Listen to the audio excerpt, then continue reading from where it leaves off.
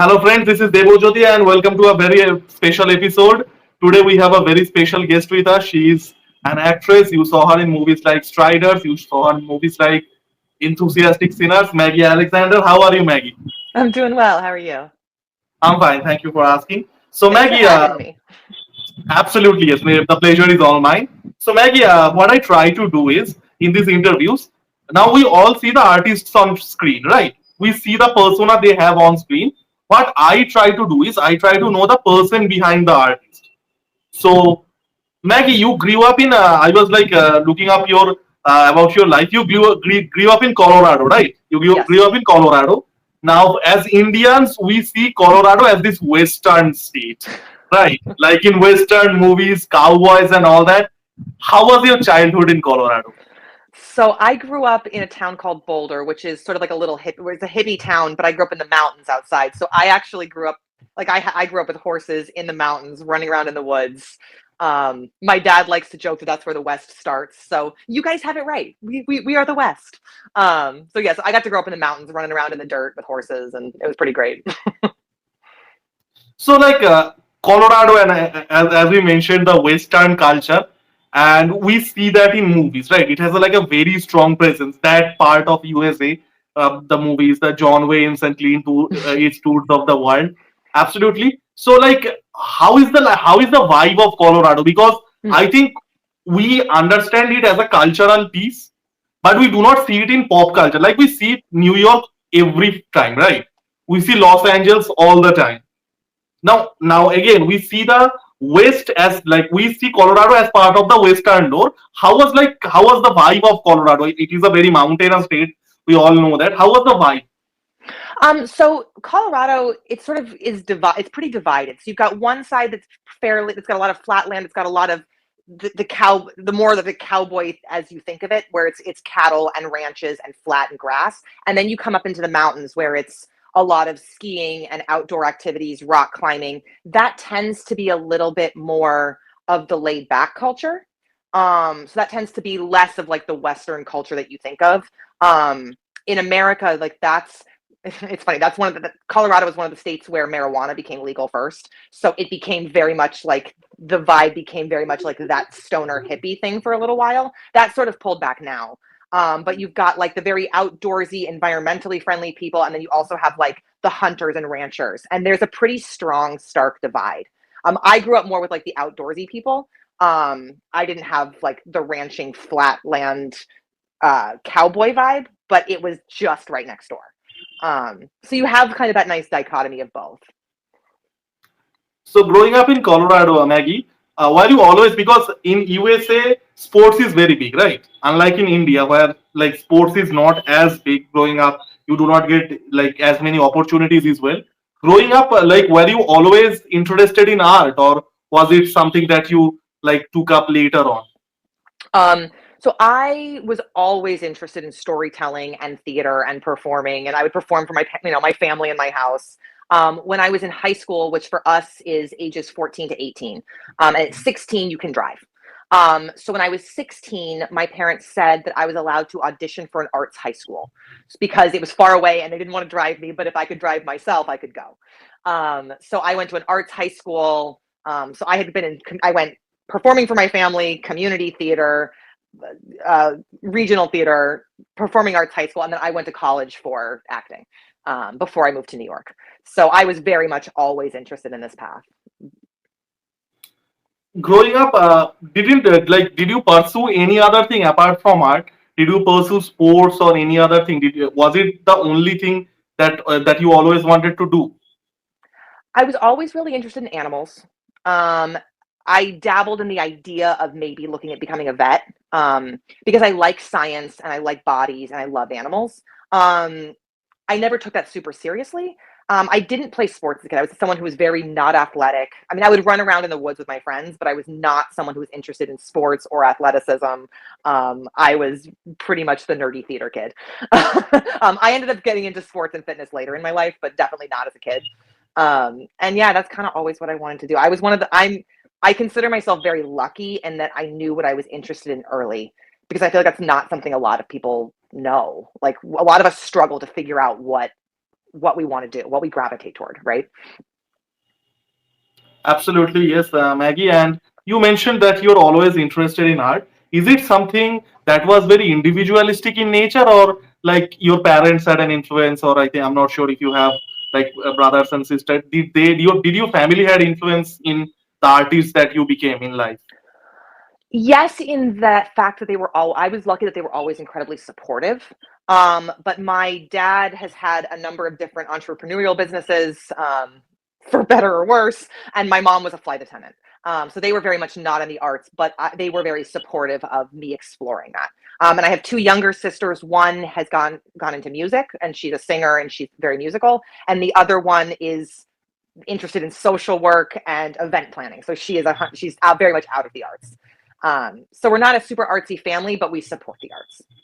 We were always big movie families. We always really liked movies, and we always went to theater. What kind of movies you were watching growing up? Growing up, so I grew up in the mountains, so we didn't have cable. So we basically just had whatever movies we rented or happened to own. So the movie The Princess Bride was probably the movie I watched more than any other movie growing up. Um, there's a silly Honestly movie. speaking, I'm sorry to interject. You do not have like the Princess Bride personality. I think that's I improving. like to I'm tell not you this. sure. um but that was a movie, like, as a kid, like, I would push my, if you know the movie, and if you don't, I'm sorry, but like, Yeah, yeah, yeah. Watch the movie. Yeah. I'd push my sister down the hill and make her scream "As You Wish" as she would go tumbling down the hill. I would, like, insist my teachers would call me Buttercup. It was terrible. I was a terrible child.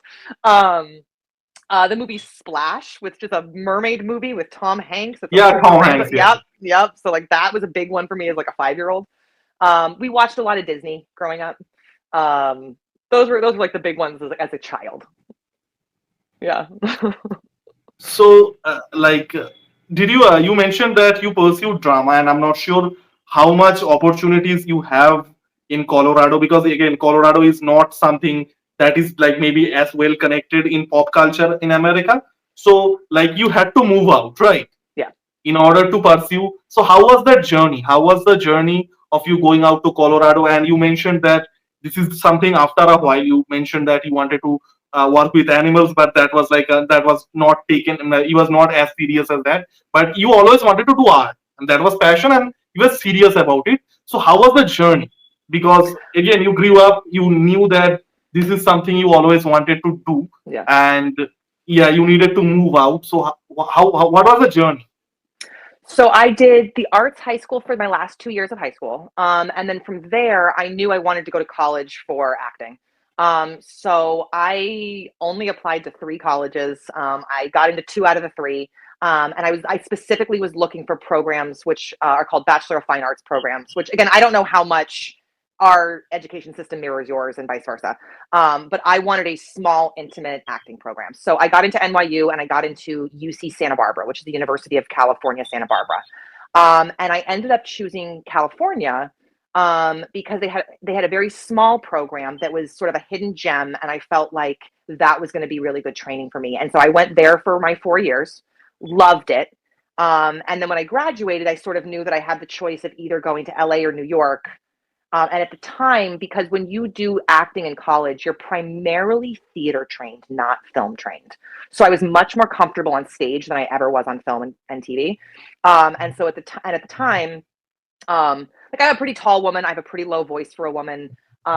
Casting in LA with young women, especially at the time, it's very, very stereotypical. And I didn't feel like I quite fit in that world in a way that I knew what to do with myself, let alone a casting director. And so I was speaking with someone, and he said, you know, New York has a much more artistically friendly community. That might be the place to start, especially with a theater background. So when I graduated college, I immediately moved to New York. And so that was in 2008, and did almost only theater probably until 2014, something like that. And then I started exploring more film and TV and realizing how much I loved doing film and TV at that point. And then for a while I was doing half and half. And then since COVID, I've only done film and TV. In 2019, I think I did two plays and 3 films, and that was like sort of my half and half split. And then once COVID hit, theater is just really hard to produce financially. The logistics got a lot trickier. Like I had a theater company myself that I was producing theater on Yeah, top I of know. auditioning. You're very well researched. And so now that company has transitioned, and I'm now producing film with that as well. Just because it became much more feasible to do. And it turns out I loved it. Absolutely, yes, Maggie. And before going into your television and film career, let's talk a little bit about your theater journey. Now, in India, I'm not sure how this is in USA. Theater is an art form that is really struggling, and it's struggling for a long time in terms of viewership. The actors are not paid well. Sometimes they had to like pay out of their own pocket to act. So how is the now? I'm pretty sure it's better in USA. Like how is this like the acting scene, the theater scene in New York or in USA in general? Is it something that is feasible as a profession, or is it something that you do purely out of passion? For me, just where I am in my career, it has to be a passion project. There are, especially again since COVID, because everything changed so drastically. The big parts, they're mostly bringing in like pre-established celebrities. So for you to book even a professional, well-paying gig, you probably still can't pay your rent. You probably still have to have a day job. I mean, if you're in a Broadway show that's doing really, really well, that's a different story. But those are really few and far between. And I'm a member of Actors Equity, which is the union. And even then, there's ways around paying you. There's ways around paying you very, very little. It becomes a real and the amount of time that has to go into that. It becomes a really hard art form to make a living at. Um, so I don't know that we're struggling in the same ways as you or some of the same ways, but it's No, in definitely. India it's actually worse. In India it's actually worse. I don't doubt. I don't doubt it. I mean, we've also had, with our political climate, we've had a lot of grants that have been cut. A lot of art funding is no longer available. And that is we'll see how that makes it even worse, because we haven't really felt the ramifications of that yet, in its full capacity. But yeah, so like, I mean, right now, Broadway tickets are an insane cost for audience members, but it's because they're putting the George Clooney's of the world on stage. Like, he's on stage right now. And I mean, which is amazing, Denzel but Washington did a play a couple of years back. yeah, yeah. So it's Yes. theater has become a struggle, and to produce theater, if you're not a Broadway house, well, if you are, it's still expensive, but the new protocols and things around COVID, which I mean, which we're happy about. Like, nobody wants to be getting sick, but it just makes the space rental becomes incredibly expensive. And that's, at least in New York, that's one of the biggest obstacles, is just the ability to get space for, and then sell a ticket that will make up for it. So yeah. Understood, Maggie. And Maggie, what kind of plays what kind of plays are produced in USA? Now we know about the musicals, the Hamiltons and the Phantoms of the operas of the world. It is like globally very famous. Now, what kind of plays you guys were doing? Because in India, if I like draw the parallel again, the plays have become, and I think it's detrimental in nature. The plays are very political in nature. Okay, it's a political commentary. It's a satire on current politics, and India is a very divided country in a lot of ways, and that probably makes sense in an Indian context. Now, how is that in USA? Like, what kind of contents you are making? So I will say we do have a lot of politically charged plays. We do have a lot. Um, I think those plays are successful when they don't preach and when they don't tell you what to think, but they just present ideas and then let the audience take away what they will.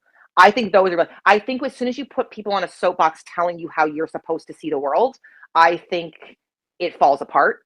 And I think we are getting a lot of that, because that is where people can get funding. You can go to an organization and say, hey, we're going to do this play where we're pushing this agenda. And suddenly, okay, now I can get some money. So then it becomes a political game to get money. And I think that's where art gets lost. I think that's always that for me. I find that really, really disappointing. I don't mind if something has a political aspect to it, as long as you're not telling me what to think. And I want every character to be a real person, not just a cartoon two-dimensional villain. Because again, that's the world is more nuanced than that, and I think we've lost a lot of nuance in how we portray people on screen or stage. So that's where I would say that we're falling short, and we are still getting a lot of that. Obviously, we do a lot of musicals here because they are the moneymakers, and those are the plays that are known worldwide. I just saw one of the plays that's up for a Tony this year on Broadway is called John Proctor as the Villain, and I just saw it like last week. And it is political in nature, but it raises a lot of questions and makes you question even what you think the point is. And I think it's resonating with a lot of people because of that. It's sort of making you say, okay, well, really, where are the lines here? So it's regular plays that are not musicals are struggling. They're struggling. Or they're being done with celebrities and they're remakes that have been tried and tested. We get a lot of that. Yes, Maggie. Yeah. Yeah. And Maggie, you mentioned like a couple of really important things. One is the separation between art and culture because there are two fundamentally different things. And secondly, it's this nature that your play can have a political message as long as you're not hammering me with messages, as long as you're not hammering me, you're not telling me what to do, you're not putting your ideology on me, you're not shoving it down my throat like that's way. Now, like Maggie, because you mentioned this, and I have to ask this, like now we are living in a more polarized world, right? Oh my God. And oh my God, you do not know even what's going on in India. It's like it's I more know than some. I don't know. I'm not an yeah. expert, So but I do know the some. Yeah. polarization. Do you think? I'll ask you a direct question. Do you think this polarization and this cancel culture and this kind of weaponization of art or the counter argument against art is detrimental in a way? I'm asking you in a direct way. What is your thought in this, like about this cancel culture? Again, I think nuance is where we lose it. So do I think that? I mean, I am very much someone who believes in free speech, and I very much think that we need to be presenting a wide array of things. So and something having a message inherently doesn't bother me. But I think that we are offended all the time, and I think that that's silly. Like just because you're made to feel uncomfortable doesn't mean someone should be canceled. Being uncomfortable watching or taking in art is not a bad thing, in my opinion. So when people, say, "Oh, well, I didn't like that, let's cancel it," like you're at that, like you've missed the point. There is actually a really funny Ricky Gervais joke. I'm not sure you have heard it. It's like if you're offended doesn't mean you're right, right? Also that. I'm like trigger warnings are a big thing here as well.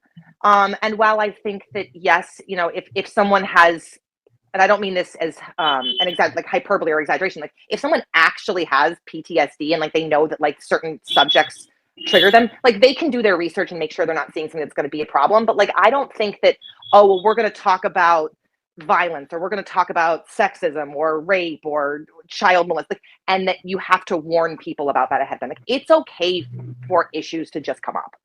I want to go see a piece of theater where I go, ooh, I don't know how I feel about that. I want to walk out going, ooh, I don't even know if I liked it, but I'm thinking about it. Like that to me is sort of that's like the best version of art. So Yes, the best version of art is something that makes you question yourself, right? It makes you uncomfortable in the best possible way.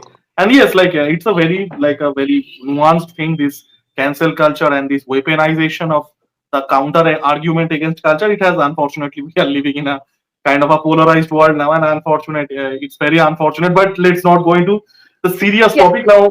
Well, and I also think that if there's an artist that I don't like and support, I don't necessarily know that they need to be canceled. I can just choose to not support them. There's also that. There's also that. Now, that being said, I mean, and I'll take this because I feel like it's a pretty easy one that's not going to be too divisive. But you take like the Bill Cosbys of the world, who we know have now been drugging and assaulting women for years. Like, yeah, we can cancel him, and I'm okay with that. But that feels like an extreme case. And again, that's so yeah. So again, I think there's nuance and there's conversation that needs to be had, not just blanket. I don't like it, it's canceled.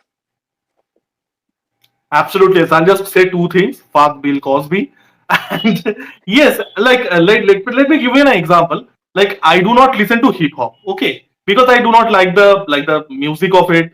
I do not like the objectification or the preaching of violence. That doesn't mean that shouldn't exist. Right. This Right. is this is the And thing. that's Lot the of people beauty of art is it's not doesn't have to be for everybody. exactly. And as soon I as do you try not to like make art slasher for films. The Final Destination 5 has come out, and you know the like Hollywood films are super popular in India. It has become a huge hit. I did not watch any single part of Final Destination because I do not like that gore and stuff. I'll not go in front of a theater and say I'll burn down the theater because I do not like it. This is not the way right. our human society should work. Anyways, we are like talking very seriously. Now let's get back into like little bit lighthearted. Now you mentioned about your career in theater and how was that journey. Now let's talk about your journey on screen. Now I have spoken with a lot of like American actors and actresses, and for a lot of them, the start was usually with a short film because because you guys have those various short film competitions and all that. So what was your journey? Did you start with a short film as well? So I like to say that I am skipping no steps on my career growth. So I started with like short student films. And then I went to like short, slightly better student films, and then short films, and then features, but indie features. And then I started with little roles on TV. And so I am like, it's truly been like every rung on the ladder. Um, and I still do short films. I produced a short film a couple years ago. Um, I've been lucky the last year I've done almost all features or TV. But yeah, so I short films are very popular here. Sometimes it's just because you've got a story that you want to tell or a part you want to play, and sometimes it's you make a short because that's the way to try to get funding to make a feature. Um, so yeah, short films are very popular here, and I've done and do a ton of them. And it's a good thing that you guys always had the short film culture, and now since the advent of YouTube and social media, this short film culture, because there is an audience for it now, it has become popular in India as well, and it has become a very good pipeline for talents both in front of camera and behind the camera, the writers and directors as well. It's a really nice pipeline. And Maggie, you mentioned that you started your career in theater. So like what was the like what is the difference between working in theater and working in front of a camera? Because I have spoken with a lot of people and everyone says that acting in theater is much more difficult because there is no retakes. You're doing in front of a live audience. You need to remember a million things. So like what was your experience? How did you make that transition, and what are the differences for you acting in front of a stage, in front of a live crowd, and acting in front of a camera? For me, number one is the rehearsal process. Theater, you get to rehearse, which you have to because you're doing it start to finish every night.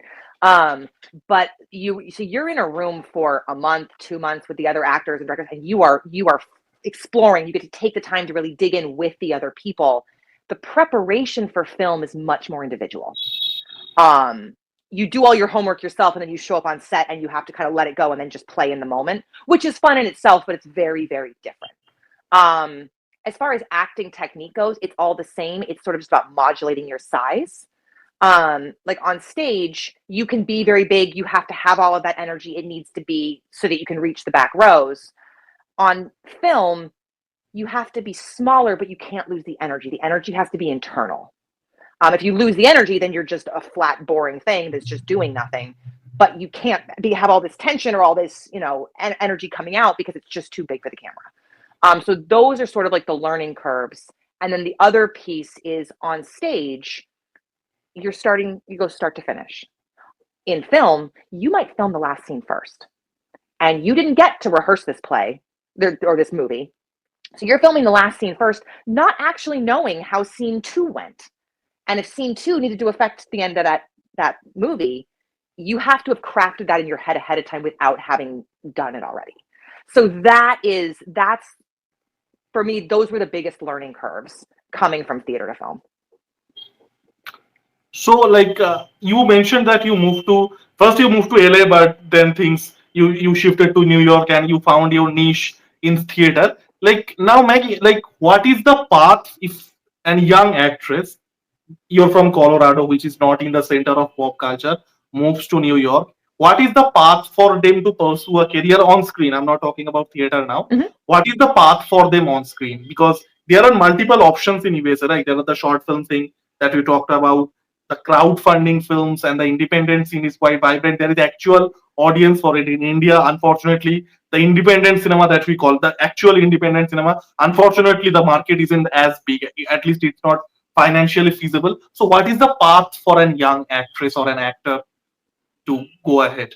Breaking into film and Breaking TV. into film, absolutely.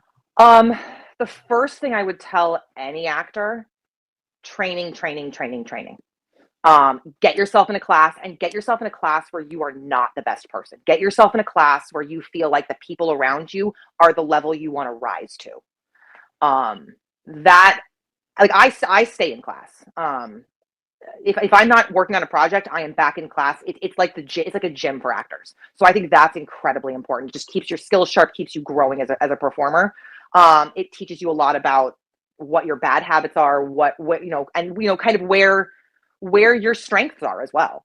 So I would say training would be the first, and then I would say in the beginning, just work. So audition for the student films, audition for the small short films, get yourself as much practice as you can on the stuff that feels lower stakes so that you feel like you can mess up, so that because what happens is when you start to be afraid of messing up or not being good, that's what stops you from being good, is the fear of it. Most acting problems are just actors being in their own way. So getting as much time and as much comfort on camera as you can is absolutely the way to start. So do the crappy student films, film stuff with your friends that maybe nobody ever sees. And then when you show up in front of a casting director that is casting bigger things, you're walking in like a professional. Because your chances are you're not booking that first big audition you get. Chances are you're going to walk in and all you need to do is book what we call booking the room. You need the casting director to go, ooh, maybe not for this one, but they're interesting. I would call them back in the future for something else. You make a mark. Yeah.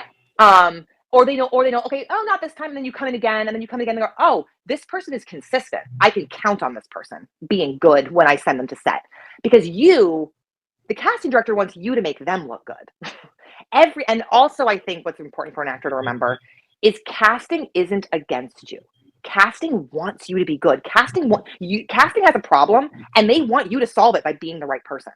It's like they're rooting for you, not against you. And that can be a really hard thing to feel in the room.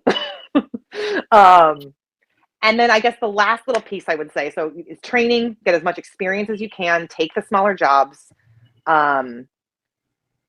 learn as much as you can about other people on set and how other people's jobs work. That's something coming from theater I definitely feel like I missed. Like, oh, what does a gaffer do? Oh, what does a grip do? Who's the AC, which is assistant camera? Like, what is their job? What is the second AD doing?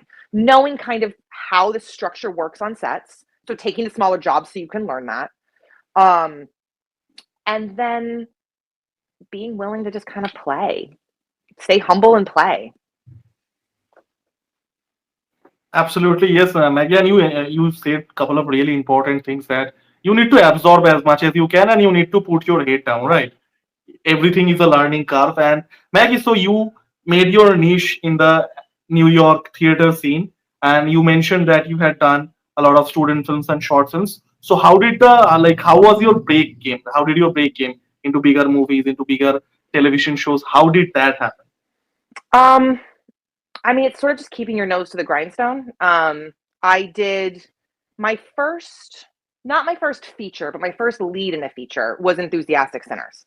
Yeah. That was the first time that someone let me basically star in a whole movie. And some of it's dumb luck, and some of it's timing. I mean, at least in America, there's the saying that luck is when preparation meets opportunity. And here that's a cliche, but it's, if the opportunity presents itself and you can't take it, it's gone. So feeling like you can step up to the plate when that's ready. So I did Enthusiastic Sinners. And then that went to film festivals and I got to meet other people. And then that gave me because one of the things you need especially as a young actor, I mean, always as an actor, is you need a good headshot, a good resume, and you need clips of your work. So student films give you some, but Enthusiastic Sinners, I was able to get a couple of really like good clips that then helped get me into rooms for bigger projects. So that's sort of how it progresses. Is okay, now I've got this, and then you get more projects. Now your reel can grow. You've got more things to show.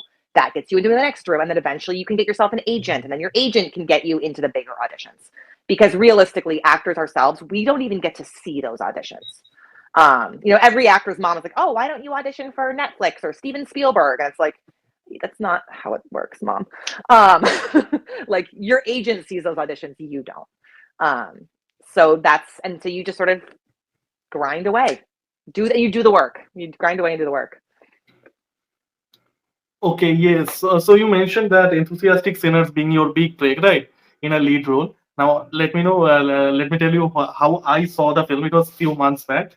So one of my friends and like me and my friends like literally watch everything under the sun. Okay, like we are the biggest movie buffs in the universe. Even I named my channel Movie Buff because of that.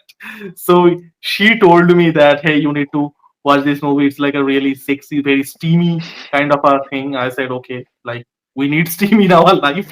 So then I watched you, and then I like pinged you on Instagram. So how did that movie happen? That And movie, what was I like? can't Okay, believe please go that ahead. movie Please go ahead. happened. No, what was that? Go ahead. No, no, it's go ahead. I'll ask you it in the next question. Oh, I can't believe how that movie happened. I can't believe that movie got made. But I was actually approached by the director, and he said, take a look at the script, see if you'd be interested. And for anyone who hasn't seen it, it is a very steamy, somewhat graphic movie. And I wasn't sure I wanted to do it. I read it and kind of went, ooh, I'm not sure. So I went to a mentor of mine. I had him look at the script. I said, what do you think this is a good idea? The director was fine with me checking it, and then I spoke with him. We got we worked out our contract so that it felt like I felt like I was putting all my protections in place. And then we went out to Massachusetts and kind of in the woods of New England, and we shot this whole movie in 2 weeks. So it was for a It was feature film. that It was quick. very, It was yeah, that very quick. quick. It was very quick. Now it's a 2-actor movie. Minimal locations. We had a very small crew. The director of photography for that movie is now still one of my dear friends. I've worked with him on a bunch of projects. I absolutely adore him. And yeah, we shot the whole thing in Massachusetts in 2 weeks, and it was chaos and it was fun. And I got very, very lucky that doing a movie that was that racy as my first feature, I could have been walking into a lot of problems, and I just happened to walk into a movie that everyone on the crew, everyone involved in that movie was an absolute professional delight that I would work with anytime again. So again, that was a lot of luck. Absolutely, yes, Maggie. And you mentioned a really interesting thing, and obviously being vulnerable on screen. And now I like told you like behind the camera as well. It's a very minimalistic movie as well. If you like remove the graphic parts and all that, it's a very emotional, minimalistic kind of a drama of two lonely people, right? If you guys have not watched it, please go ahead and do check out. And so, like I talked with a lot of actresses, and they say like being like nude on screen, it's the first time that is different, like the most difficult, because you are projecting a lot of your insecurities onto the screen. It's not sexy at all. Like let me tell you, it is not sexy. It is frightening because you are projecting your insecurities. So how did you feel that way? Because I think it was your first on screen nudity, right? You have not Yes. done. Yes. Yeah. Okay, so how difficult was it? I was really nervous. And at the time I shot this, and I believe we shot it at the end of 2016. So it's 9 years by now at this point since I've shot that movie. And I was really scared. Again, like I said, I got really, really lucky that our director of photography was such a wonderful person, because he knew when to joke, when to shut up and not make jokes. So he was I credit him with a lot of as comfortable as I was able to get. I credit him tremendously. And my co-star was wonderful as well. But at the time, in 2016, intimacy coordinators were not really a thing. Now that is much more commonplace, but we didn't have anybody there. So we basically would block it fully clothed. And those scenes are done a lot like a fight scene. I compare these to fight choreography all the time, where it's okay, your hand has to land here for 3 seconds because this blocks this, and then I need you to shift this. Nope, 2 more inches this way. Okay, now we'll run it at full speed. So it's very, very technical, like you said, very unsexy. I was very, very scared. I lost a lot of weight for it because in our culture, that's where a very common Yes. female insecurity. And so I was like really scared about that. So I was like crazy about my food and how I looked there. And then at some point you just kind of have to surrender to it, because if you're thinking about the vanity of it, you're not present in the moment, and then your acting sucks. So at some point you kind of just have to let it go and say, screw it. And so I did. Absolutely, yes. And Maggie, and the movie turned out really well. I have told you behind the camera as well. So, Maggie, after Enthusiastic Sinners, and you mentioned that it made rounds to film festivals and all that, and it's in a way a very art house film as well. Yeah. Did more opportunity? Did Enthusiastic Sinners open a lot of doors? Because I think Striders happened not long after that. At least the way I saw your filmography. So, Did Enthusiastic Sinners open a lot of doors for you?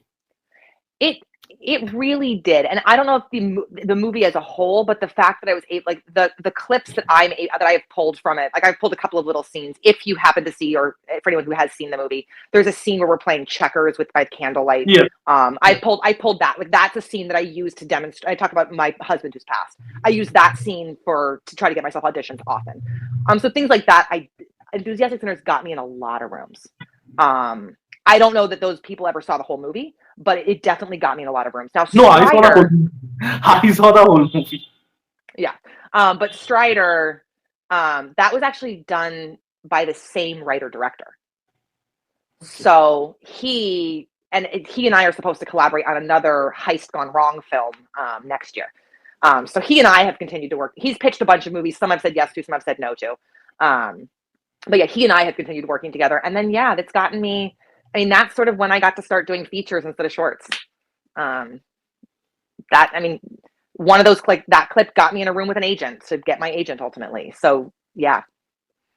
Yes, and I think Striders in a lot of way is close to who you are as a person, right? At least the exterior, because you're playing like a mentor figure, and someone who's built like you, very athletic, Yeah. and like you are like a fitness trainer in your personal life. So I think the movie Strider is something that it probably came more naturally to you, right?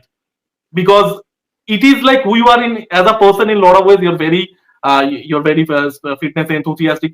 You need that physical type, that body type to play a certain kind of character, a character like that. So how was the experience in Strider? You mentioned that you have already worked with this director with the Enthusiastic Sinners, and you mentioned that you're going to play the sort of a heist comedy movie in future as well, and we'll be looking forward to it. But how did Striders happen?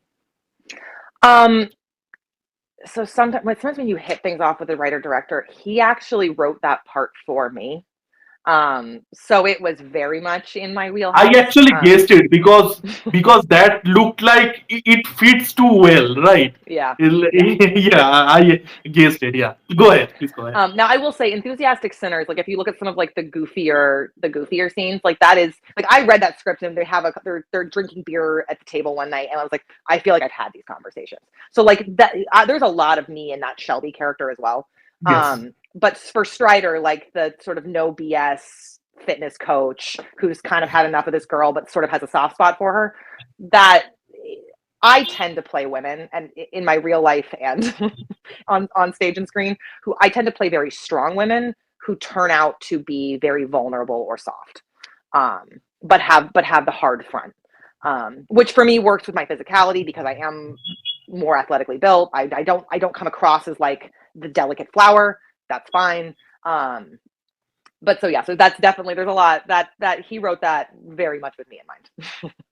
Yes, I actually guessed it that it's the character fits too well to be written for someone else.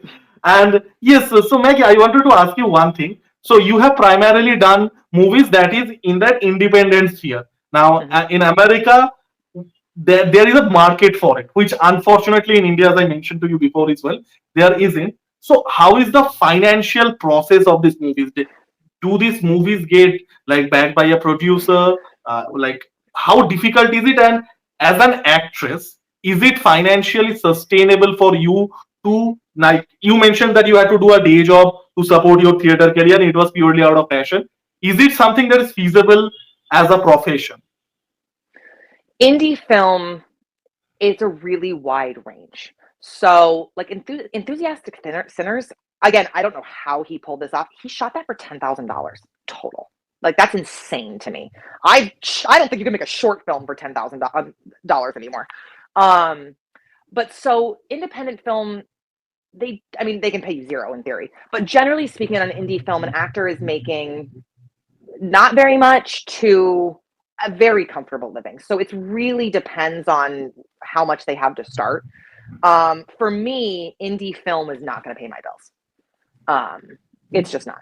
Um, I've got a couple of things that I'm auditioning for that if I were to book, yes, I would be good. I could absolutely pay my bills with it, but you can't count on it. It's not consistent. And for the most part, they're paying you the lowest they have to based on the union and on the days you're working. And again, it's not consistent. So like you might work for 3 weeks and then you don't know when your next job is coming. It's like I just finished shooting a horror movie at the end of right in the beginning of at the end of April. So I just wrapped on this horror movie. Where I'm the lead in the horror movie. And I gotta tell you, I'm gonna struggle to pay my bills this month based on just that money. And again, it was the lead in a budget and the budget was low, but like it was a decent movie. And like it's just so it's tough. A lot of independent film in America, you make it and then you hope to sell it, and that's where the producers are making their money is later. So they're not paying you up front, and unless your contract somehow has you making money on the back end, which for the most part doesn't happen in indie film, unless you're a celebrity who's just doing it because they want to get it made, you're not going to see that. And a lot of so some indie films get sold and a lot don't. Enthusiastic Sinners, ironically, for such a little teeny tiny movie, it did make a profit. Where I think it's most independent No, films it haven't actually done. has, like I was like looking, I looked it up on the internet. I told you this as well, that it actually has like a lot of people have seen it. It's I not know. just like people like me who watch everything. Like a lot of people have seen it, Yeah. even I Strider for that matter. Yeah, I mean it's funny. Like I got recognized on the street for it like 6 months ago, and I was like, oh yeah, that actually was me. Yes, it was. So some of those, like will make a profit. A lot of them don't. It's streaming. There's more of an opportunity to sell, but what you can sell it for is a lot less. So hopefully as the industry continues to evolve, because it's in this very weird influx state right now, as the industry begins to evolve, like independent filmmakers will figure out how to make a living, because that's what's dying, and we're getting a zillion Marvel superhero movies that we're pretty saturated with. Yeah, the unfortunate, and I talked about, and same with the Indian cinema as well. So the thing about like it's the top down problem, right? The movies are getting made 200, $300 billion, and really it's not trickling down. And same with Indian cinema as well, unfortunately. So Maggie, now you're obviously lot more established. I think a lot more movies. You already mentioned two cinema, the horror film and the heist movie, the heist comedy. It's a heist comedy, right? It'll be a high school. It'll be a drama It'll be a drama action movie. I Okay. did a Okay. Yeah, So it's a heist yeah, movie. yeah. Yeah. So it's a heist action movie. So there is already a couple of movies that is on the pipeline. Like, what are the other projects that we are going to be seeing you? So last year I shot. I got to do some things that were very like atypical for me, which was kind of fun. I shot a rom-com, so romantic comedy. I shot that last June, so that should be coming out soon. So that'll be a fun one. It's just a light, silly, cute one.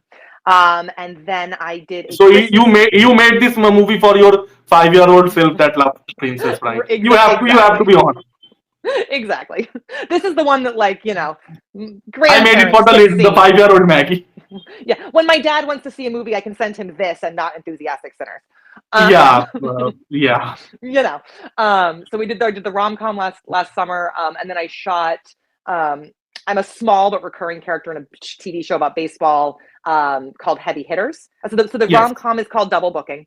It's about a widow and a widower who have accidentally booked the same Airbnb with their children. So that's the rom-com. And then I have a TV show about baseball, a baseball combine, where I play the physical therapist. And then I got to shoot a Christmas movie where I play the villain, and that was so much fun. So I play the spiteful Wow. ex-girlfriend who's trying to ruin the life and the business of the main character. Um, so, again, light and fun, which is sort of out of my normal wheelhouse of like the deep, dark, gritty, sad drama. So it was fun to kind of dabble in different genres. And then I did this Absolutely. horror And movie. tell me a little more a bit about the horror film that you completed. Okay. So it's called Fireplace Ridge. And it is very loosely based on actual events. Well, the actual events were sort of the inspiration jumping off point. There was a woman in the 1600s in New York who was accused of witchcraft. And the short version is once she was acquitted, but after she was acquitted, everyone who accused her died. And that is true. Not that she was a witch, but that she was accused and then people died. And so they took that and they've made it so that her ghost has then been haunting this neighborhood and has killed these girls over time. And now their ghosts are haunting this neighborhood. And me and my family have moved in and are now dealing with the fact that we live in this haunted neighborhood. So it's a ghost story. It was a lot of fun to shoot. The special effects makeup artists were amazing.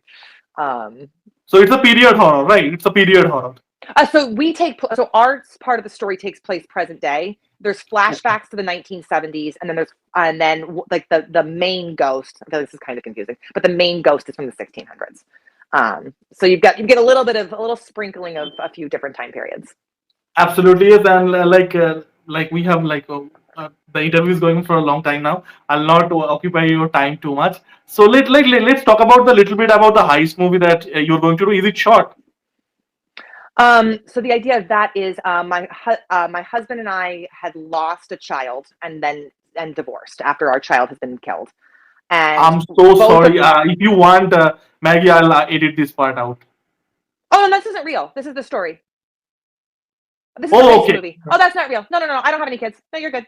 Okay, I almost had a heart attack. My God. Oh, no. I wouldn't say it if I wasn't comfortable saying it either. But no, I don't Okay. have children. I have no kids. So the story, so the heist movie is the husband and wife have lost a child and split, and then they're in very dark, struggling places. They're broke. They don't know how to get through this. And the wife comes up with a plan. I would play the wife, comes up with a plan to basically rip off these arms dealers.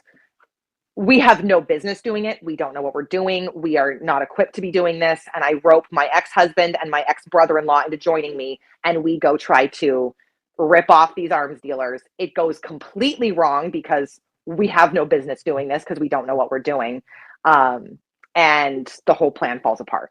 But it's this idea of, can we get out of our lives if we pull off this heist?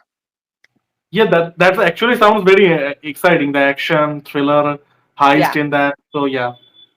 So thank you so much, Maggie, for doing this, and I hope that all of the future projects that you mentioned they turned out really good. Thank you. I'll obviously watch all of those. I'll provide you my feedbacks as well. And yes, absolutely. Thank you so much, Maggie. Thank you. It's- yes, it was such a pleasure talking to you, and all the best for your future endeavors. And thank you so much. Thank you. Of course. Thank you. You're absolutely lovely. This has been fabulous. So yeah, I will keep Yeah. watching the podcasts, and at least the ones I can understand. Yes, And let's stay so in my touch. bilingual channel. No worries. If you find any videos interesting, just let me know what I mean. I'll translate you for you Okay. in English. I'm Okay, not as thank you. smart as you. I only speak one language. In India, you have to speak 3, 4 languages. It's just if you are born in India, you'll be speaking like 6 languages. Okay, so it's the geographic thing. It's So impressive. yeah, I guess we So, are in a way. Thank you so much, Maggie. of course. Thank you. Have a Yeah. great day. Bye.